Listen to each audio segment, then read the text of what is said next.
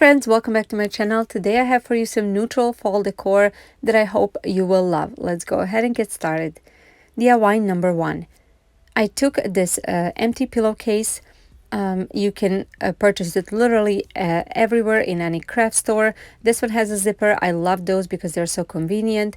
I'm gonna take this summer hat from the Dollar Tree, and I had another one that I actually saved these pieces from. So when you unravel it, it looks like a ribbon. So now I'm gonna cut several pieces. Two are gonna be the same size. They are shaped like a C, and it's very convenient because this ribbon really is curved. And then I'm gonna add a few stripes to create a pumpkin. That's essentially what I'm creating. I'm gonna be taking this Surebonder fabric glue stick, and I will hot glue stick, and I will apply a little bit on the ribbon and just press it down to my fabric. After I'm done with the left side, I'm gonna go and do the same thing on the other side. Those are gonna be that's gonna be outline of the pumpkin. After that, I'm gonna be adding 2 strips like I'm showing over here. One somewhat in the middle of the left portion, and then the other one on the right side as well. I'm cutting off the excess, making sure everything is nice and seamless looking. After I'm done with both sides, this is how it looks like. Here it is. And now I'm going to take 2 extra pieces and create the middle portion. This is just the way I created a pumpkin. You can certainly, print out one and put it under, or trace it, or any other way that you wish. So after I'm done with this, I'm going to take 2 extra pieces that I'm going to overlap on the top, creating a stem for this pumpkin. I am going to apply it, or actually put it on the top of the pumpkin, and then I will add 1 more strip just to kind of cover up everything where the stem meets the pumpkin. That's not necessary, of course, but this is just what seemed nice to me. And here it is. I absolutely love how it turned out. It was so easy, so inexpensive, and oh my gosh, it looks amazing. I'm gonna make another one for sure. Tell me what you think about this one. This video is part of the group collaboration with these amazing ladies that are my dear friends. We get together once a month. This month's theme is fall. My dear friend Liyana over at Liyana DIY is the one that get us all together. She's a host, and our guest hosts are the Rusted Willow, Crafting with JC, and Olia DIY Adventures, and everybody else that participate over here. I am going to encourage you to go ahead and check them out. I'm going to have linked in the description box for the playlist, so you can see what everybody else created. Please give them some love, and tell them you're coming from my channel if you're new to their channels. But if you're new to my channel, welcome. I'm so happy you are here. On my channel, you can find a lot of budget-friendly DIYs, and there is going to be some significant changes to my channel coming up in October. I'm going to partner with my husband, and we're going to do a lot of DIYs, a lot of thrift flips, and some home improvement DIYs. So I hope you will like that, and if you do, I encourage you to subscribe to this channel and stay on this channel. There's a lot of great ideas coming up. I am still going to be on social media, where you can find me as BlondieNextDoor, so we can connect over there. Okay, DIY number 2. I'm taking this large plastic egg left over from Easter, and I'm going to take this rope. First, I will put a little bit of hot glue just to secure these 2 pieces so they stay together. And then I will go ahead and start creating a stem for this acorn. So first I am just gluing 2 pieces like I'm showing over here of the rope. And then I will cut off the excess of the one. And after that, I will glue that on the bottom of this egg. And then start wrapping it around, wrapping the rest of it around. So that way we have this little kind of a stem going on, and then I started wrapping it around, and I will do that all the way until I am done with creating this acorn cap.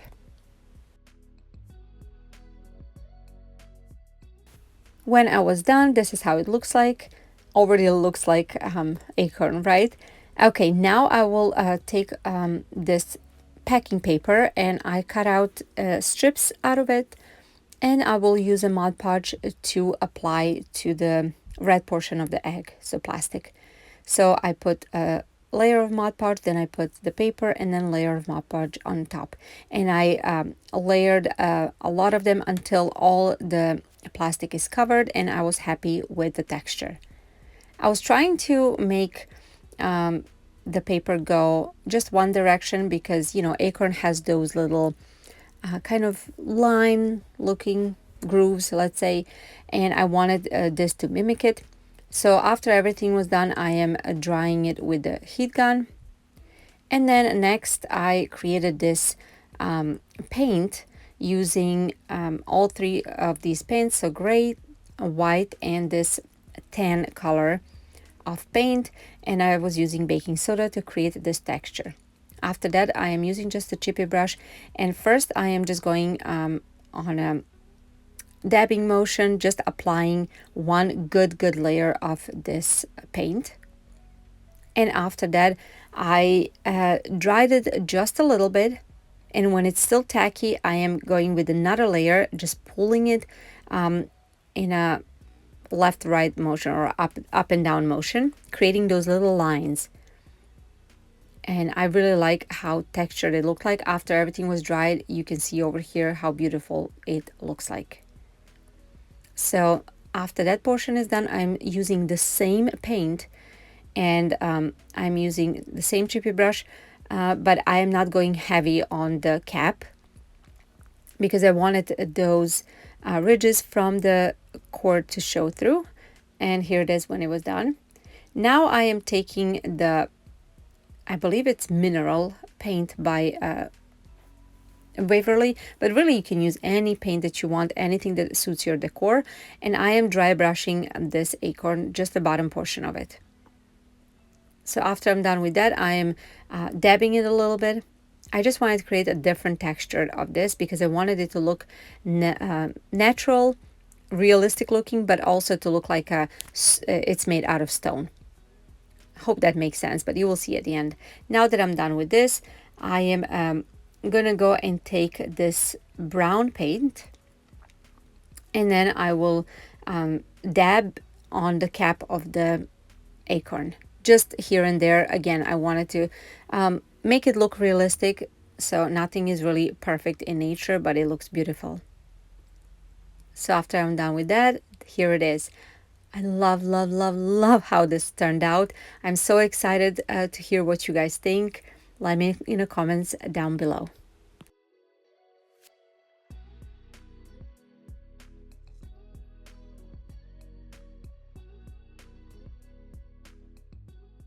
Okay, now let's talk about cleaning. You guys know I like to share some awesome finds with you guys and to make your life easier. So this mop, electric mop, is actually perfect for me as a busy mom that want to have, you know, clean floors. This is something that was sent to me, and I was so happy to share my experience with you guys. So first of all, after I assembled it, which was super easy, and after it was completely charged, I am closing this portion of the plug-in. Then I'm adding the pads, just putting it in. There's a Velcro. It is super easy to do. Next, I'm using distilled water to put it in a tank. After that, close it, and it is time to turn it on. After you turn it on, there is a button for the light if you need a light, and there is a button for a sprayer, and off it goes. So those pads are rotating, and when you're moving it up and down, or actually moving the mop, it makes it even more clean.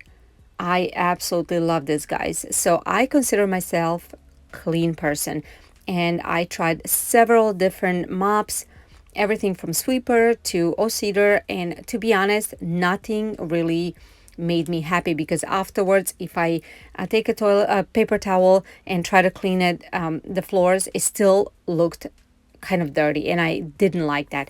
So here is the bucket that came with it. So if you want just to empty out everything from the pad, you can just turn it on and press it down, and it's going to kind of drain and everything that was left on the pads. And here it is, you see it drained out. But if you want to wash it, you put just enough water to come to this gray tray. You tilt it forward a little bit, turn it on, and then it literally cleans itself. And guys, like I said, I consider myself a clean person, but you will see what came out of this mop. So look at this. This is the water. I was disgusted, and just shows me how well this mop works. I have definitely recommended, guys. Here is a discount code in the description box so you can grab one for yourself. You will thank me later. Alrighty, DIY number 3. For this project, I actually got 3 of these different shapes vases. They are ceramic vases. They came from Target Dollar Spot for $3 each, but I got them from dirt cheap. They were 30 cents each. Oh my gosh, and I grabbed them immediately. So I'm going to start off with this gray. I absolutely love the color, and it's not too shiny, but of course I wanted to mute it down. So I'm taking this, I believe it's mineral, Waverly chalk paint and a chippy brush, and I am just literally distressing this, and then I am taking a paper towel while it's still wet, just dabbing on. I really wanted to create that stone texture, or actually really old-fashioned looking vase. That's all in right now. Everybody are doing it, so I wanted to try it myself. Now I'm used a little bit of wet paper towel, just wiping off the excess. And then after I was done with that, I'm going to take the brown paint, acrylic paint. Really, you can use any paint that you want. And then I am kind of really dry brushing, but I barely have anything on my brush. And then I'm stippling on it and just using different techniques to create that visual effect of very old aged vase. After I was done with this, I decided to add a little bit of white chalk paint, or actually white acrylic paint, and I distressed it with just a little bit on my brush. And I was satisfied with the way it turned out. So now we're going to go on to the second vase. Second vase will be the one that had a red stripe on the bottom.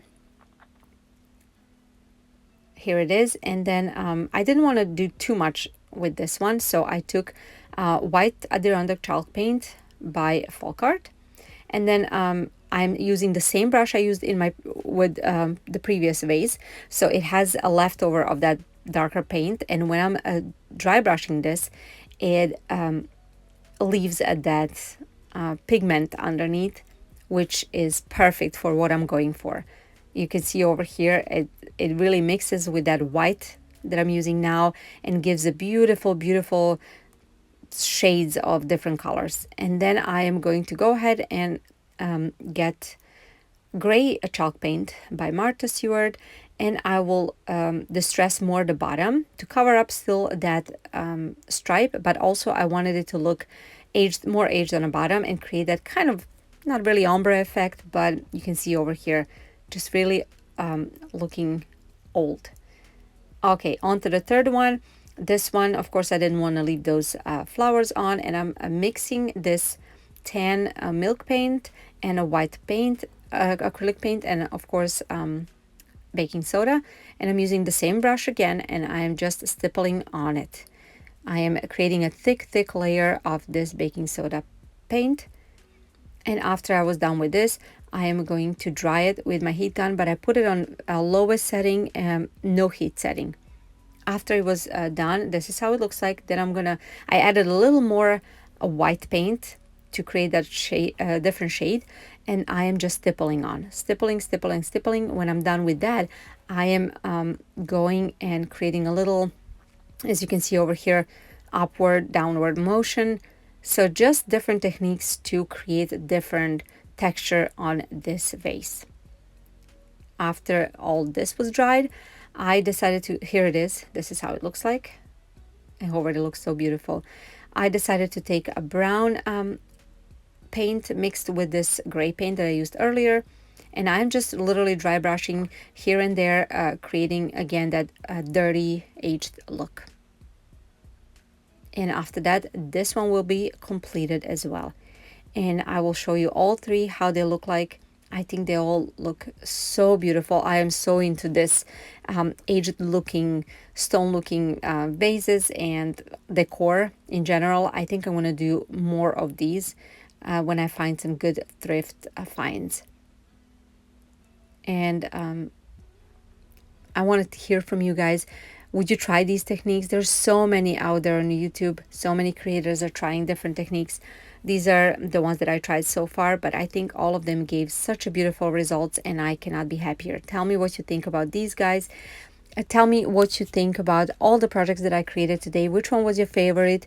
And would you recreate any of these? Check out the map and check out the playlist in the description box. And visit everybody else's channel. I hope you have a wonderful day and I'll see you in my next video. Bye guys.